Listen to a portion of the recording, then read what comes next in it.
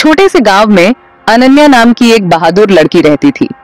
वो अपने गांव की सबसे अच्छी क्रिकेट खिलाड़ी थी और उसकी मेहनत और लगन की वजह से सब उसे बहुत पसंद करते थे।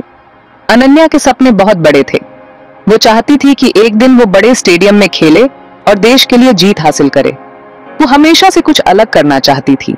उसके अंदर एक आग थी जो उसे हमेशा आगे बढ़ने के लिए प्रेरित करती थी। एक रात उसे एक अजीब सपना आया।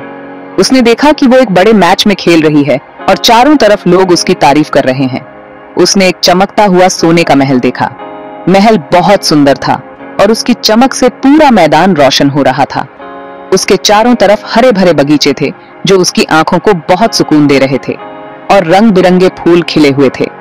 ये फूल उसकी मेहनत और सपनों का प्रतीक थे। अनन्या सपने में उस महल तक पहुंचने की कोशिश कर रही थी, लेकिन रास्ता बहुत कठिन था। उसे हर कदम पर चुनौतियों का सामना करना पड़ रहा था, लेकिन रास्ता बहुत कठिन था। उसे कई बार लगा कि वो हार जाएगी, लेकिन उसने हार नहीं मानी। उसे डर लग रहा था, पर वो अपने डर को मात देने के लिए तैयार थी। उसने अपने दिल की सुनी और आगे बढ़ती रही, पर वो आगे बढ़ती रही।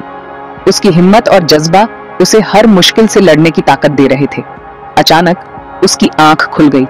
वो पसीने से तरबतर थी, लेकिन उसके चेहरे पर एक अजीब सी चमक थी। अनन्या को एहसास हुआ कि ये तो बस एक सपना था, लेकिन ये सपना उसके लिए एक संदेश था, एक प्रेरणा। लेकिन ये सपना उसके मन में बस गया। उसने सोचा कि शायद ये सपना उसे कुछ बताने की कोशिश कर रहा है। उसे समझ नहीं आ रहा था कि इस सपने का क्या मतलब है।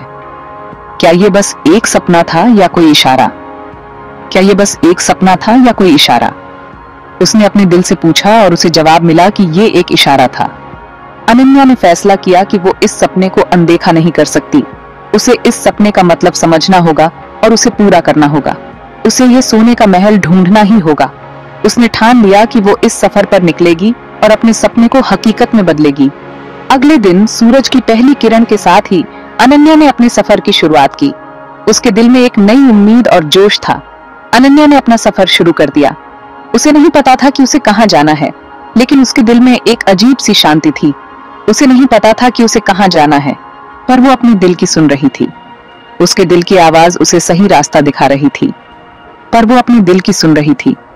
उसका दिल कह रहा था कि ये सफर उसे उसकी मंजिल तक जरूर पहुंचाएगा। उसका दिल कह रहा था कि ये सफर उसे उसकी मंजिल तक जरूर पहुंचाएगा। अनन्या ने अपने दिल की सुनी और अपने सपने की ओर कदम बढ़ा दिए। अपने सफर की शुरुआत में ही अनन्या एक घने जंगल में पहुंच गई। जंगल बहुत अंधेरा और डरावना था। पेड़ इतने ऊंचे थे कि सूरज की किरणें भी नीचे नहीं आ पा रही थीं। चारों तरफ अजीब अजीब आवाजें आ रही थीं। अनन्या को बहुत डर लग रहा था। उसे अपने गांव की याद आ रही थी। उसे अपनी माँ की याद आ रही थी, पर वो हिम्मत नहीं हारना चाहती थी। उसने खुद से कहा, मुझे आगे बढ़ना होगा, मुझे अपने डर पर काबू पाना होगा। अनन्या ने आगे बढ़ना जारी रखा। तभी उसे शेर की दहाड़ सुनाई दी। वो डर के मारे कांपने लगी। उसने सोचा, अब मैं क्या करूंगी? वो भागकर एक पेड़ के पीछे छिप गई। थोड़ी देर बाद शेर चला गया। अनन्या ने राहत की सांस ली। वो समझ गई थी कि इस सफर में उसे कई मुश्किलों का सामना करना पड़ेगा, लेकिन उसे हार नहीं माननी है। उसे बहादुर बनना होगा। जंगल में आगे बढ़ते हुए अनन्या को कई दिन बीत गए। हर कदम के साथ उसे ऐसा महसूस हो रहा था जैसे जंगल और भी घना और डरावना होता जा रहा है। उसे भूख और प्यास लग रही थी और जंगल में खाने पीने की चीजें ढूंढना मुश्किल हो रहा था, पर वो हार नहीं मान रही थी। उसके मन में एक अजीब सी शक्ति थी जो उसे आगे बढ़ने के लिए प्रेरित कर रही थी। वो पेड़ों के फल खाकर और नदी का पानी पीकर अपना गुजारा कर रही थी। हर बार जब उसे कोई नया फल मिलता तो उसकी उम्मीदें और बढ़ जाती। एक दिन उसे जंगल में एक छोटी सी झोपड़ी दिखाई दी। उसे बहुत खुशी हुई। उसे लगा कि शायद उसकी मुश्किलें अब खत्म होने वाली हैं। उसने सोचा, शायद यहाँ कोई मेरी मदद कर सके। उसकी आंखों में एक नई चमक आ गई। वो जल्दी से झोपड़ी के पास पहुंची। उसके दिल की धड़कनें तेज हो गईं। झोपड़ी के बाहर एक बूढ़ी औरत बैठी थी। उनके चेहरे पर एक शांत और स्नेहिल मुस्कान थी। अनन्या ने उन्हें प्रणाम किया और कहा, मां जी, क्या आप मेरी मदद करेंगी? मैं कई दिनों से भटक रही हूँ। बूढ़ी औरत ने अनन्या को ऊपर से नीचे तक देखा। उनकी आंखों में एक गहरी समझ और करुणा थी। फिर उन्होंने कहा, बेटी, तुम कहाँ जा रही हो? और तुम्हें क्या चाहिए? उनकी आवाज में एक अजीब सी मिठास थी। अनन्या ने उन्हें अपने सपने के बारे में बताया। उसने बताया कि कैसे वह अपने परिवार के लिए कुछ खास करना चाहती है। बूढ़ी औरत ने ध्यान से अनन्या की बात सुनी। उनकी आंखों में एक चमक थी, जैसे वे अनन्या के सपनों को समझ रही हों। फिर उन्होंने कहा, बेटी, तुम्हारा सफर बहुत कठिन है, लेकिन अगर तुम्हारे इरादे नेक हैं तो तुम्हें जरूर कामयाबी मिलेगी। उनकी बातों में एक गहरा विश्वास था। अनन्या ने बूढ़ी औरत की बातों से प्रेरणा ली। उसने महसूस किया कि उसकी यात्रा अभी खत्म नहीं हुई है, बल्कि यह तो बस शुरुआत है। उसने अपने कदमों को और भी मजबूती से आगे बढ़ाया। अब उसके दिल में एक नई उम्मीद और आत्मविश्वास था। अनन्या जानती थी कि रास्ता कठिन है, लेकिन अब वह किसी भी चुनौती का सामना करने के लिए तैयार थी। और इस तरह अनन्या ने अपने सफर को जारी रखा, अंधेरे जंगल से होकर अपने सपनों की ओर। बूढ़ी औरत ने अनन्या को बताया कि आगे एक जादुई नदी है। यह नदी सदियों से यहाँ है और इसके बारे में कई कहानियां प्रचलित हैं। उस नदी का पानी बहुत शक्तिशाली है। यह पानी न केवल प्यास बुझाता है, बल्कि इसमें अद्भुत गुण भी हैं।